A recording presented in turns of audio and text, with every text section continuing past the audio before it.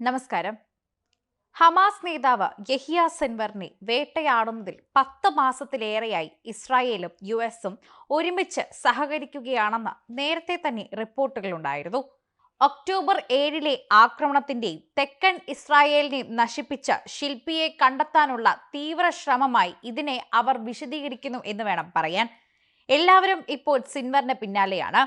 ഇസ്രായേലിൽ നിന്നും യുഎസിൽ നിന്നുമുള്ള പേര് വെളിപ്പെടുത്താത്ത 2 ഡസൻ ഉദ്യോഗസ്ഥരെ ഏർപ്പാടാക്കിയിരിക്കുകയാണ് എന്നാണ് 2 രാജ്യങ്ങളെക്കുറിച്ചും വരുന്ന റിപ്പോർട്ടിൽ പറയുന്നത്. ഹമാസിനെ ഒരു തീവ്രവാദ സംഘടനയായി ഇവർ ചിത്രീകരിക്കുകയാണ്. ഹമാസ് ഒരു തീവ്രവാദ സംഘടന മാത്രമാണെന്നും അതിനെ തരംതിരിക്കുന്ന രീതിയിലുമുള്ള വാക്കുകളാണ് ഇസ്രായേലി റിപ്പോർട്ടുകളിൽ നിന്നും പുറത്തുവരുന്നത്. എന്നാൽ എന്തുകൊണ്ടാണ് ഹമാസ് ഇസ്രേലികളെ ഉപദ്രവിക്കുന്നതെന്നും അവിടെ അറ്റാക്ക് ചെയ്യാൻ പോകുന്നതെന്നും ആരും ചിന്തിക്കുന്നില്ല എന്നതാണ് ഏറ്റവും വലിയ ശ്രദ്ധേയമായ കാര്യം. അതിനെ ആദ്യമേ തന്നെ ഭീകര സംഘടനയാക്കി അങ്ങ് അടിച്ചമർത്തുകയാണ് ചെയ്യുന്നത്. അതുപോലെ സിൻവറിനെ വേട്ടയാടുന്നതിന് അമേരിക്ക നൽകിയ ഗ്രൗണ്ട് പെനറ്റിംഗ് റഡാർ ഉൾപ്പെടെയുള്ള വലിയ വിഭവമായ സംയുക്തമായി പകർന്നുവെന്ന് റിപ്പോർട്ടിൽ പറയുന്നുണ്ട്. ഇതിനെ തുടർന്ന് തന്നെ അവിടെ ഒരുപാട് യുദ്ധങ്ങൾ നടക്കുന്നു. എന്തുകൊണ്ട് ഹമാസ് അറ്റാക്ക് ചെയ്യുന്നു?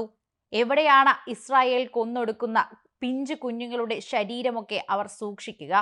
പാവപ്പെട്ട ഫലസ്തീനികളെ എന്തു ചെയ്യണമെന്നറിയാതെ സംരക്ഷിക്കുന്നവരാണ് ഇവരെല്ലാം. ഇസ്രായേൽ യുഎസിൽ നിന്ന് പ്രതിഫലമായി പങ്കിടുന്നതിനേക്കാൾ വളരെ കൂടുതലാണ് ഇവർ നേടിയത്. ഈ സ്രോതസ് അനുസരിച്ച് സിൻവർ ഒഴികെയുള്ള ഹമാസ് നേതാക്കളിൽ നയിക്കുന്ന വിവരങ്ങൾ അമേരിക്കൻ പങ്കിടുകയും ചെയ്തു. ഹമാസ് തടവിലുള്ള ശേഷിക്കുന്ന അമേരിക്കൻ ബന്ദികളിലേക്ക് അവരെ എത്തിക്കുന്ന ഇസ്രായേലി രഹസ്യാന്വേഷണം പരസ്പര വിരുദ്ധമായി ലഭിക്കുമെന്ന് പ്രതീക്ഷിക്കുന്നു. എന്നാൽ ഇസ്രായേൽ അത്ര മുന്നോട്ട് വന്നില്ല.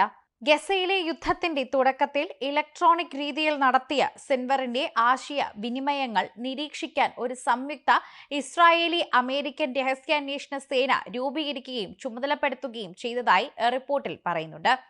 വൈദ്യുതി ജനറേറ്ററുകൾക്കും തടസ്സം ഒഴിവാക്കുന്നതിനുമുള്ള ഇന്ധനത്തിന്റെ ദൗർബല്യം കാരണം ഇതാണ് സംഭവിക്കുന്നത്.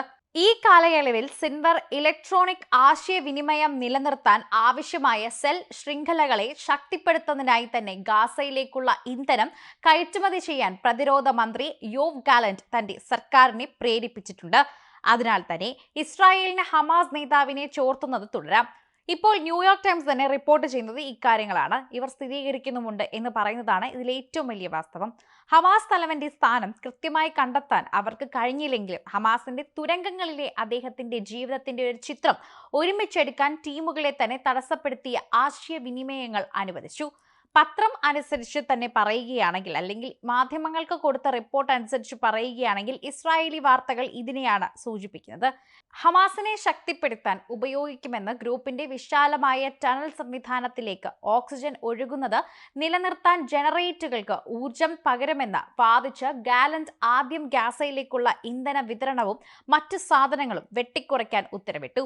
നവംബറിൽ കനത്ത അന്താരാഷ്ട്ര സമ്മർദ്ദത്തെ തുടർന്ന് എല്ലാ ബന്ദികളെ മോചിപ്പിക്കുന്നതുവരെ ഗാസയിലേക്കുള്ള ഏത് സഹായവും വെട്ടിക്കുറയ്ക്കാൻ പ്രേരിപ്പിച്ച സർക്കാരിലെ വലതുപക്ഷ അംഗങ്ങളുടെ എതിർപ്പിനെ മറികടന്ന് ഇന്ധന കയറ്റുമതി അനുവദിക്കാൻ യുദ്ധ ക്യാബിനറ്റ് വോട്ട് ചെയ്തു.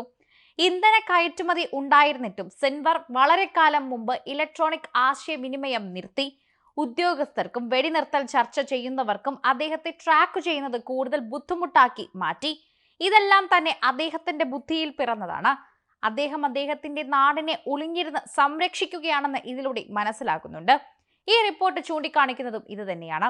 യുദ്ധത്തിന്റെ ആദ്യ ആഴ്ചകൾ സിൻവർ ഗാസ സിറ്റിക്ക് കീഴിലുള്ള ഒരു തുരങ്കത്തിൽ ഒളിച്ചിരിക്കുകയായിരുന്നുവെന്ന് യുഎസും ഇസ്രായേലും വിശ്വസിച്ചിരുന്നു.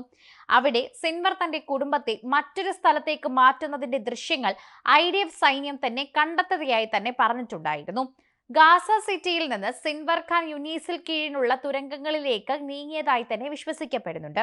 അവിടെ അദ്ദേഹം ജനുവരി അവസാനം പിടിക്കപ്പെടുന്നതിനടുത്തെത്തിയെങ്കിലും സൈന്യം അദ്ദേഹത്തിന്റെ ബങ്കർ റെയ്ഡ് ചെയ്യുന്നതിന് തൊട്ടു മുൻപ് തിരിച്ചു പോവുകയായിരുന്നു. NYT പറയുന്നതനുസരിച്ച് ഈ രക്ഷപ്പെടൽ തിടുക്കത്തിലായിരുന്നു എന്നതാണ്.